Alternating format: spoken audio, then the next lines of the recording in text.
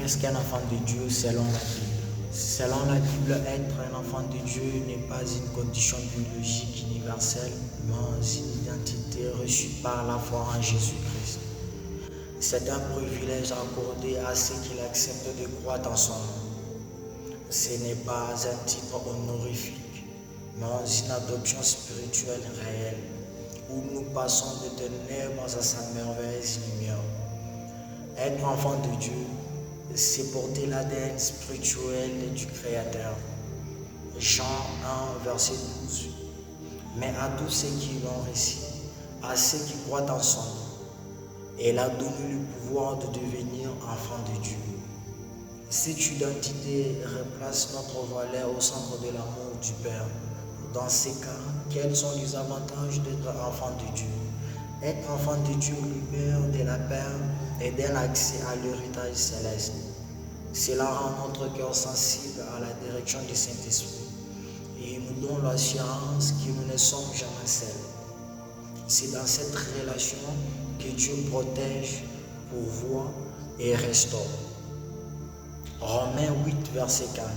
Et vous n'avez point reçu un esprit de servitude pour être encore dans la crainte, mais vous avez reçu un esprit d'adoption par lequel nous crions Abba, Père. Cette relation ouvre un accès direct au trône de la grâce, où Dieu agit pour notre bien. Cependant, pourquoi l'homme refuse-t-il cette identité?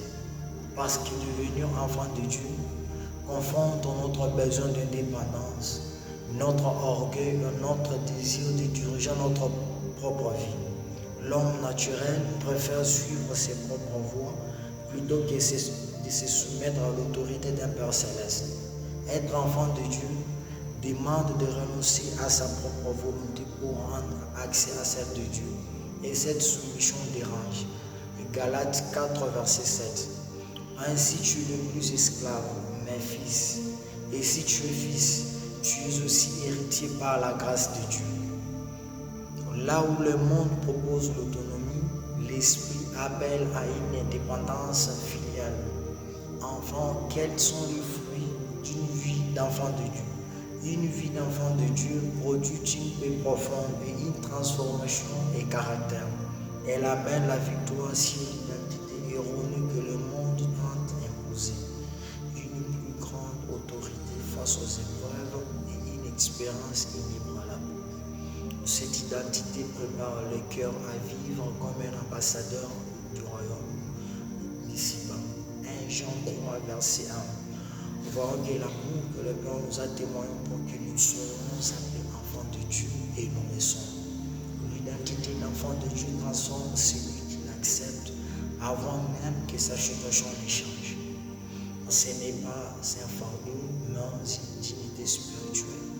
Celui qui apprend à vivre comme un fils ou fille de Dieu